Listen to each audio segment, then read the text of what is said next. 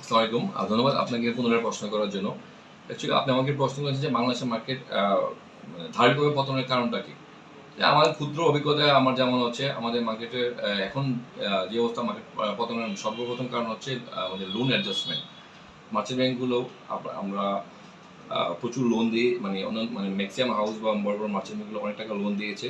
তো loan recover করার জন্য সাধারণত মার্কেট পড়লে আপনার ডেট রেশিও কমে যায়। তো ডেট রেশিও কমে গেলে সাধারণত মার্চেন্ট ব্যাংকগুলো একটা সেল প্রেশার থাকে। তো এই সেল প্রেশার কারণে এখন মার্কেটটা পড়ছে যেটা আমার মনে হচ্ছে।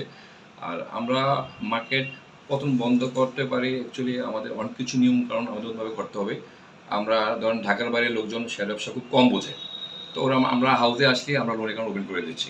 প্রথমে এটা বন্ধ করে দিতে হবে। কারণ একটা ব্যাংকে গেলে একটা লোন পার্টি গেলে আগে দেখে যে তার কতটুকু তার বাড়ি কী আছে বা তার কতটুকু অ্যাসেট আছে। তো আমরা আসলে একটা লোন অ্যাকাউন্ট ওপেন করেছি 10 লাখ 20 লাখ 10 লাখ টাকা অ্যাকাউন্ট করলে 10 লাখ টাকা লোন দিচ্ছি, 20 লাখ টাকা অ্যাকাউন্ট করলে একটা 20 লাখ টাকা লোন দিচ্ছি। কিন্তু অ্যাকচুয়ালি সে কিন্তু সেরকম সব বোঝে না।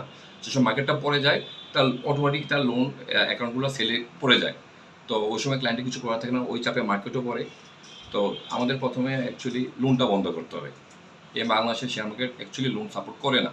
এটা আস্তে আস্তে কমে আনতে হবে।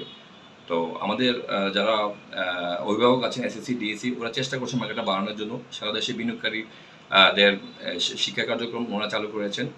তো আমি মনে করি ওনাদের পাশাপাশি আমাদের যারা এই মার্কেটে চাকরি করে বড় বড় মার্চেন্ট বা ব্রোকারেজ হাউসে ওদেরকে আমাদের যারা ট্রেডার আছে ওদেরকে আরও এই মার্কেটটা বুঝতে হবে। কারণ যাদের কাছে আমাদের বিনিয়োগকারীরা টাকা নিয়ে আসছেন এফডিআর ভেঙে বা লোন করে বা টাকা নিয়ে আসছে ও তো মার্কেট বোঝে না। ওরা সাধারণত ফেসবুক নির্ভর এবং এবং ওরা সাধারণত বিভিন্ন ধরনের ইয়াতে আপনার শেয়ার কিনে থাকেন।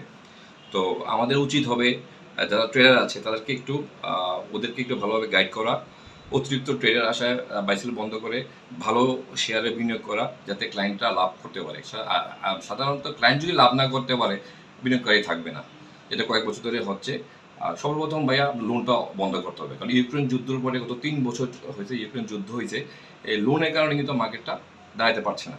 তো আমরা আশা করছি এখন মার্কেট যে জায়গায় নিয়ে আসে 5,250 এই জায়গা থেকে মার্কেট মেসিভ ব্যাক করবে। কারণ বাংলাদেশের অর্থনীতির সাথে জিডিপির সাথে এই মার্কেটটা বড়ই ব্যবধান। এখন এই মার্কেটটা মিনিমাম 9 থেকে 10 ইন্ডেক্স থাকা উচিত ছিল। তো আমরা আশা করি মার্কেট অতি শীঘ্রই ব্যাক করবে। আর আমাদের কোম্পানি থেকেও আমরা বিনিয়োগ শিক্ষা কার্যক্রম শুরু করেছি ব্রেকেবেলের মাধ্যমে আমরা ক্লায়েন্টদেরকে সুশিক্ষায় শিক্ষিত করার চেষ্টা করছি। এবং লোন অ্যাকাউন্ট আমরা 2 বছর ধরে বন্ধ রেখেছি। ঢাকার বাইরে যেসব ব্রাঞ্চ আছে আমাদের আমরা গত 2 বছর ধরে লোন অ্যাকাউন্ট আমরা ওপেন করছি না।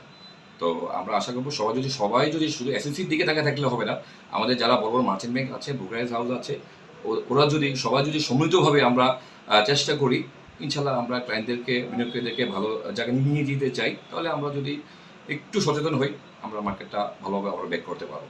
আপনি আরেকটা প্রশ্ন করেছেন যে বিনিয়োগকারীদেরকে কীভাবে মার্কেটে বিনিয়োগ বন্ধ করা যায়। এখন মার্কেটটাকে যদি আমরা একটা জায়গায় দাঁড় করাতে পারি, মানুষকে যদি বোঝাতে পারি যে এই মার্কেটেও বিনিয়োগ করলে লাভ হয়। সাধারণত আমরা ব্যাংকে বিনিয়োগ করি সাধারণত বছরের প্রায় 10%। এই মার্কেটে কিন্তু আপনি দেখবেন এগনিয়ে 10% শেয়ার দাম বেড়ে যায়। তো আমরা যদি একটু কাউন্সিলিং করে একটু যদি বিনিয়োগকারীদেরকে সুশিক্ষা শিক্ষিত করতে পারি যে দেখেন এই মার্কেটে একটু ওয়েট করেন 365 দিন, 100 দিন বন্ধ থাকে, 80 দিন সাধারণত বন্ধ থাকে, আপনি যদি একটু মাথা ঘেটে বিনিয়োগ করেন তাহলে আপনার 3 মাস 4 মাস পর 10% ইনকাম করা যায়। সেজন্য আমাদেরকে আরও সুশিক্ষা শিক্ষিত হতে হবে।